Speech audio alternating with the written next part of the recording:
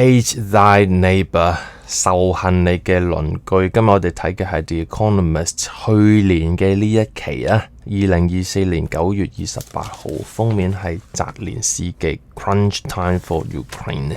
今日我哋唔係睇 Ukraine， 我哋睇 China and Japan。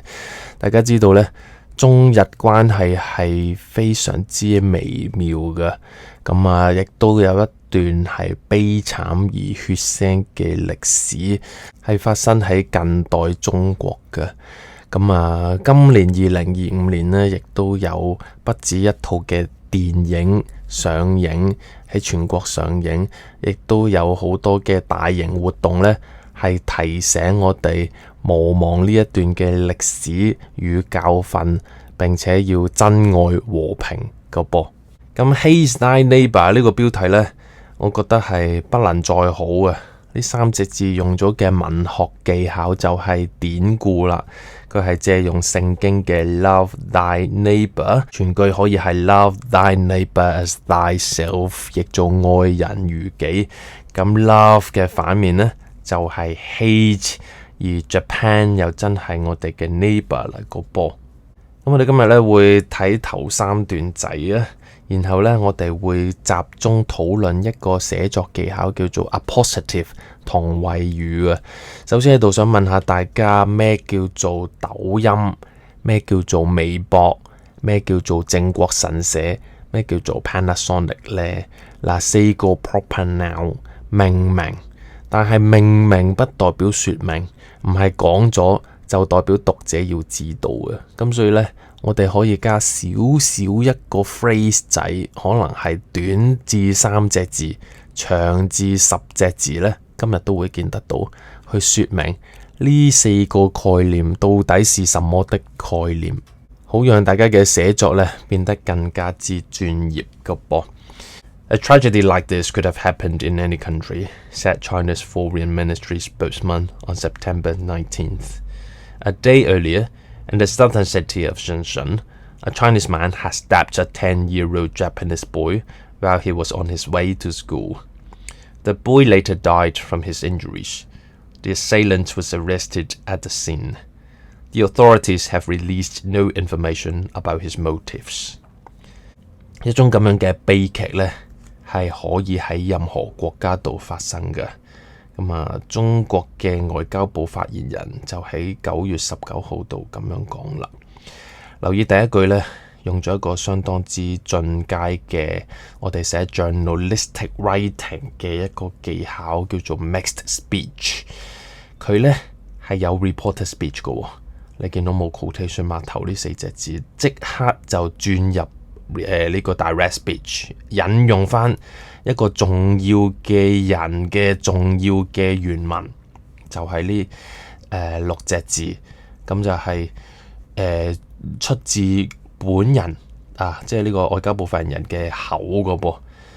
咁呢個技巧呢，就係好有趣，就係你可以好靈活地去做你嘅報導，用 reporter speech 去加入你嘅分析、你嘅評論，同時呢，亦都好傳神地去傳達翻一啲當事人嘅精準用字，一啲所謂嘅 sound bites。嗱，留意 any 後面呢，呢度用咗 singular， 係想強調呢，不論任何國家，其實都可以發生呢一啲嘅意外，呢一啲嘅慘劇。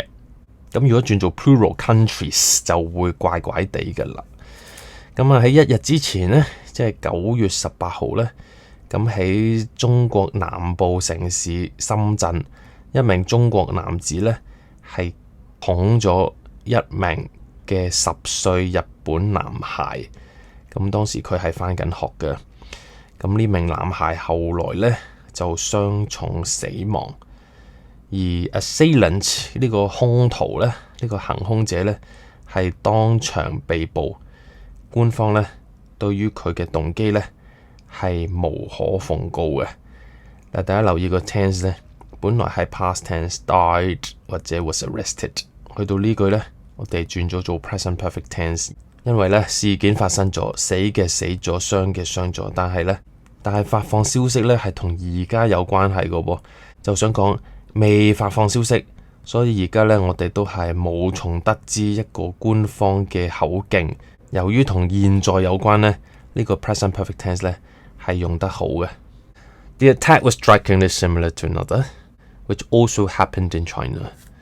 In June, a Japanese woman and her child were assaulted at a bus stop near a school in Suzhou, a city to the west of Shanghai, by a Chinese man wielding a knife. They were injured, and a Chinese woman was killed after reportedly stepping in to protect them. This too was an isolated incident, according to China's government. 呢次嘅襲擊呢，係出奇地似另一單啊，亦都係中國發生嘅。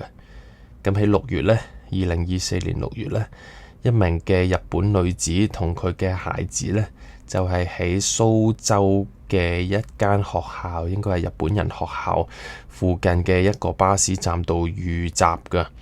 咁啊，蘇州就位於上海西邊嘅一個城市。咁啊，兇徒呢就係一名中國男子，係揮住刀個噃。咁呢，佢哋係受咗傷嗱。呢個 they 應該係日本母子啦，男人有冇受傷就唔知道啦。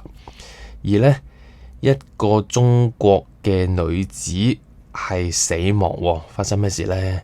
據報呢名中國女子呢，就係介入，係保護 them， 咁當然係日本母子啦。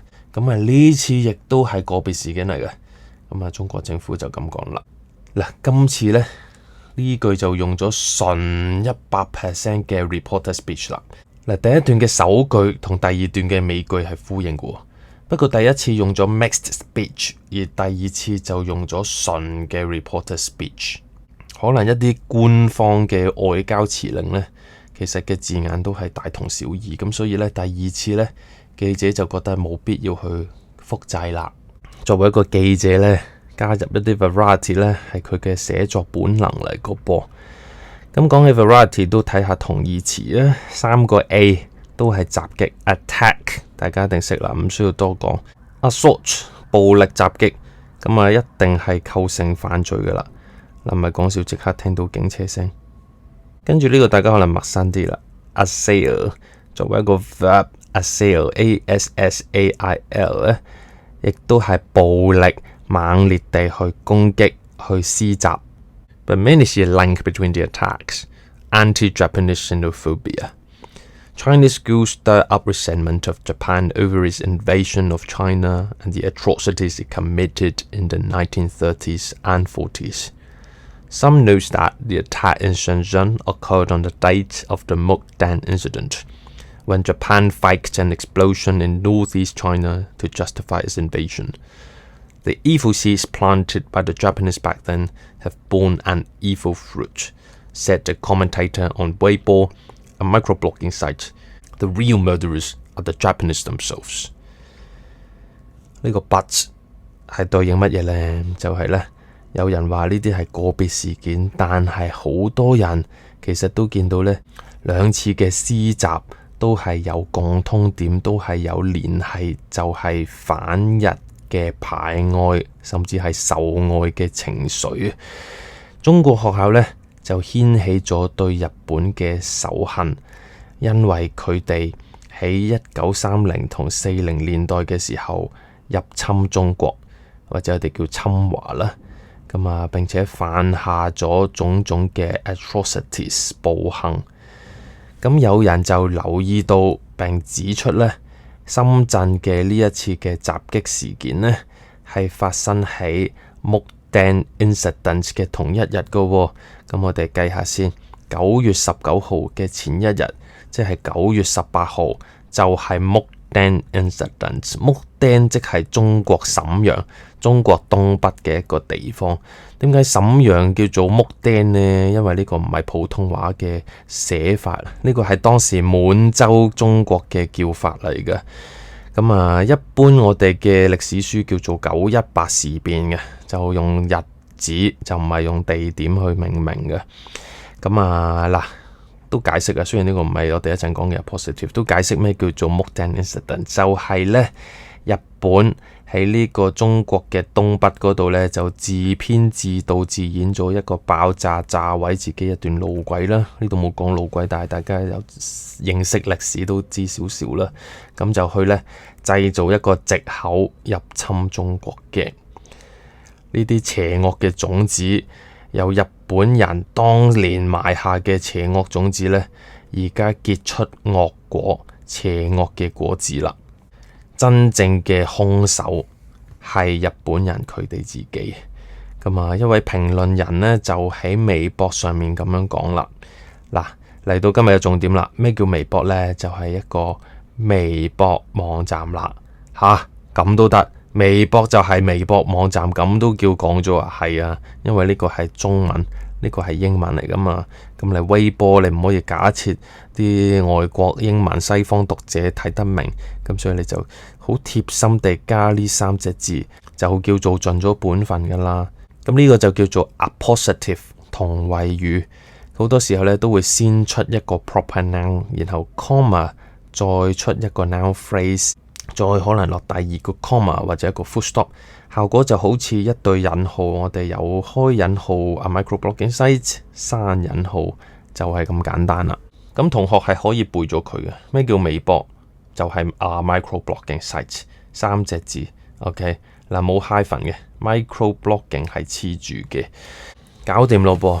我哋睇下一個呢，靖國神社 Yasukuni 呢係乜嘢呢？ A Tokyo shrine to Japan's war dead, including war criminals。呢度有1、2、3、4、5、6、7、8、9、10隻字就解釋靖國神社，一隻字就係東京嘅一座神社，係去供奉日本死去嘅日軍，包括戰犯噶噃。好啦，又搞掂咯噃。咁啊，下一站我哋有抖音啊。抖音又是什麼呢？ A popular short video app， 4隻字。OK， 嗱，今次要加 hyphen， 係一個短片嘅 app， 唔係一個短嘅 app， 個片係短，短嘅係片。OK， 或者中國中意叫短視頻啦。咁所以加翻 hyphen 呢，就有好處可以避免呢個嘅歧義啊。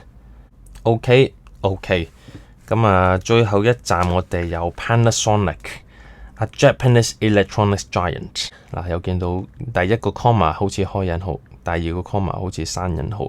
係啦，咁今日就講到呢度。學識咗 appositive 同位語呢，大家以後就唔需要再害怕或者避忌喺英文作文嗰度呢加入一啲嘅中文、日文、韓文、泰文、俄文，只要你即刻補翻句英文就 OK 噶啦。